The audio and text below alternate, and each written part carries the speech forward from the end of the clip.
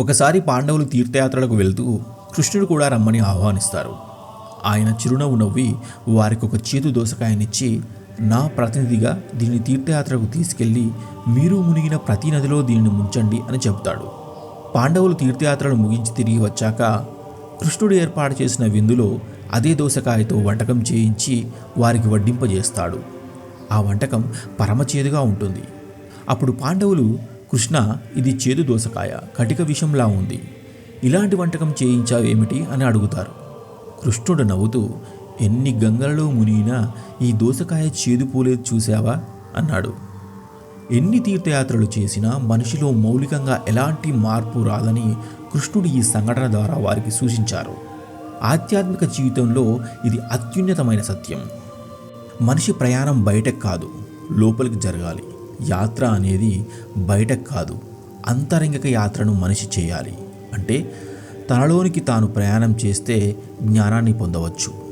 ఒక శిష్యుడు గురువుగారిని అడిగారు, దైవీ శక్తిని నేను చూడాలంటే ఏం చేయాలి అని. అప్పుడు ఆ గురువుగారు అన్నారు, 500 రూపాయలు జేబులో ఉంచుకొని ఆ డబ్బుతో బస్సులో కానీ రైలులో కానీ ఎంత దూరం ప్రయాణం చేయగలవో అంత దూరం ప్రయాణం చేసి అక్కడ దిగేయి. నీ జేబులో ₹1 కూడా ఉండకూడదు. అక్కడ ఒక నెల రోజులు గడిపి తిరిగి నీ స్వస్థలానికి చేరుకో. అప్పుడు తెలుస్తుంది ఆ దైవీ శక్తి నిన్ను ఎలా నడిపిస్తుంది అనేది. కోటి ఆధ్యాత్మిక గ్రంథాలు చదివినా కలగని అనుభవం ఈ ఒక్క పని చేయడం వల్ల ప్రత్యక్ష అనుభవం కలుగుతుంది అన్నారు. వివేకానందుడు అమెరికా చేరిన మొదటి వారంలోనే అన్ని ఆధారాలు పోగొట్టుకొని ఖాళీగా నిలబడ్డారు. అక్కడి నుంచి దైవీ శక్తి అతను నడిపించింది. అరవిందులు పాండిచ్చేరి సముద్ర తీరంలో తన వద్ద మిగిలిన చివరి నాణాన్ని సముద్రంలోకి విసిరేసి ఖాళీగా నిలబడ్డారు. అక్కడి నుంచి దైవీ శక్తి అతను నడిపించింది.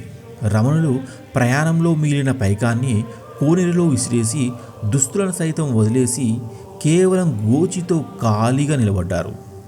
అక్కడి నుంచి దైవీ శక్తి అతను నడిపించింది. వాస్తవానికి ప్రతి ఒక్కరూ ఈ భూమి మీద ఖాళీగానే ప్రవేశిస్తారు. తనువును, తల్లిదండ్రులను, బంధువులను, స్నేహితులను, సంపదలను, అనుభవాలను ఉచితంగానే పొందుతారు. తిరిగి అన్నింటినీ ఖాళీ చేసి వెళ్ళిపోతారు.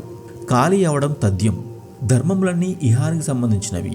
ఖాళీ అనేది పరానికి సంబంధించినది.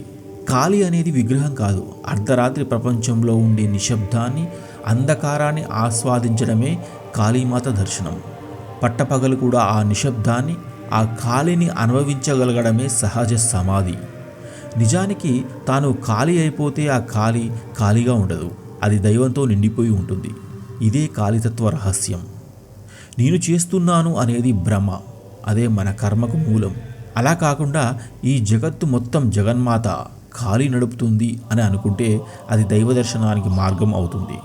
ఇక మీకు కూడా ఆ ఖాళీ దర్శనం కలగాలని కోరుకుంటున్నాను. ఈ వీడియో నచ్చితే తప్పకుండా లైక్ చేయండి, మీ బంధుమిత్రులకు షేర్ చేయండి. మరిన్ని వీడియోల కోసం మా ఛానల్ని సబ్స్క్రైబ్ చేసుకోండి. నమస్తే.